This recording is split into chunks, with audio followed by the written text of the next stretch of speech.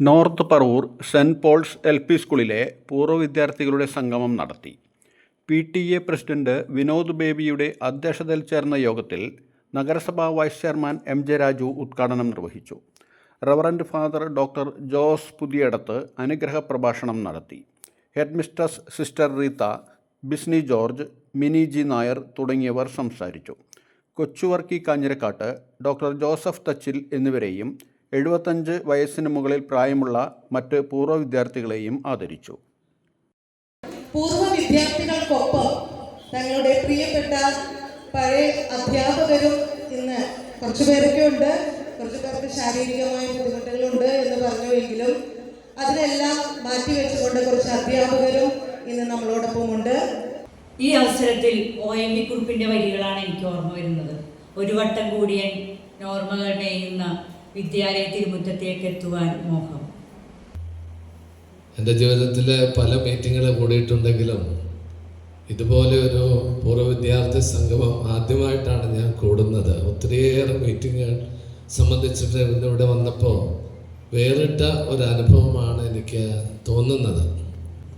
ഇവിടെ ഇരിക്കുന്ന സീനിയർ ഗ്യാങ്ങിന് മുഴുവൻ കണ്ടിട്ട് ഈ സ്കൂളിൽ പഠിച്ചതാണെന്ന് പറയുമ്പോൾ ഇത് വലിയൊരു അനുഭവവും ഓർമ്മയും തന്നെയാണ്. പരിശ്രമിക്കണമെന്ന ആഹ്വാനത്തോടെ നല്ലൊരു അനുഗ്രഹ പ്രഭാഷണം നൽകിയ നമ്മുടെ school manager reverend doctor Jose പുതിയടത്തിന് ഏവരുടെയും പേരിൽ നന്ദി പറയുകയാണ്. ദീർഘായുസ്സും ആരോഗ്യവും നല്ലൊരു ദൈവം തരട്ടെ എന്ന് ആശംസിക്കുകയും ചെയ്യുന്നു. ഡോക്ടറിന്റെ കരങ്ങൾക്ക് ശക്തി ഉണ്ടാകട്ടെ എന്ന് ഞങ്ങൾ ആത്മാർത്ഥമായി പ്രാർത്ഥിക്കുന്നു, ആശംസിക്കുന്നു. എനിക്കിവിടെ വന്നപ്പോൾ എനിക്കുള്ള ഫീലിംഗ്, ഞാൻ 76-75 വർഷം കഴിഞ്ഞ് എൻ്റെ വീട്ടിൽ വരുന്ന പോലെയായിരുന്നു. നമ്മുടെ ഈ സ്കൂളിൻ്റെ ഒരു വലിയ ചരിത്രം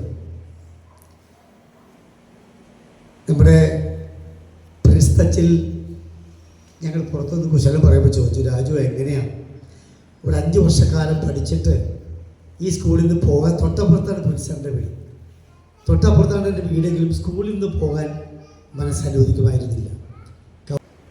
എന്തുകൊണ്ടാണ് ഇങ്ങനെയൊരു ഗ്യാതറിംഗ് എന്നുള്ളൊരു ചോദ്യം നിങ്ങളുടെ മനസ്സിൽ തീർച്ചയായിട്ടും ഉണ്ടാവും. പലരും ചോദിക്കുകയും ചെയ്തു. അത് പൂർവ്വ അധ്യാപകരുടെ മനസ്സിലും ഒരുപക്ഷെ ഉണ്ടാകാൻ സാധ്യതയുണ്ട്.